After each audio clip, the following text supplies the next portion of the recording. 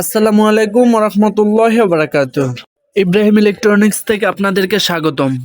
তো আপনারা দেখেন একটি এমপ্লিফায়ার আছে আমার হাতে ছোট। তো এটা আমার এক কাস্টমার দিয়ে গেছে, বলছে এটা দিয়ে 8 ইঞ্চি স্পিকার চালাই, হঠাৎ করে কি যেন সমস্যা হয়েছে, এখন আর সাউন্ড আউটপুট হয় না।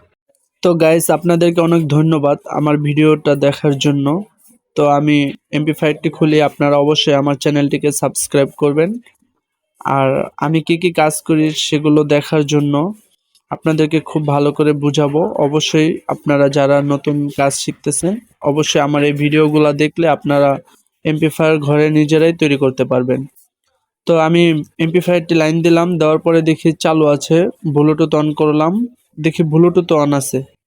তো আমি আবার একটি 8 ইঞ্চি স্পিকার আমার কাছে আছে, তো আমি 8 ইঞ্চি স্পিকারটি লাইন দিব। তার আগে একটি কথা বলে নেই, যদি আপনারা নতুন সার্কিট কিনে যদি আপনারা ফিটিং করেন তাহলে কিন্তু কাজ শেখা হইল না। তো শুরু থেকে কি করতে হবে, আপনাদের পুরান যদি কোনো সার্কিট থাকে ওগুলা নিয়ে ঘাঁটতে হবে। যদি আপনারা ঘাড়েন ওইটা যদি ওইটা সার্ভিসিং করে যদি সাকসেস হন, তাহলে আমি মনে করি এটা মেধাটা বেশি কাজে লাগাইতে পারলেন। তো এখন দেখবো আমরা এটা স্পিকার লাইন দিয়ে যেটার সমস্যা কি।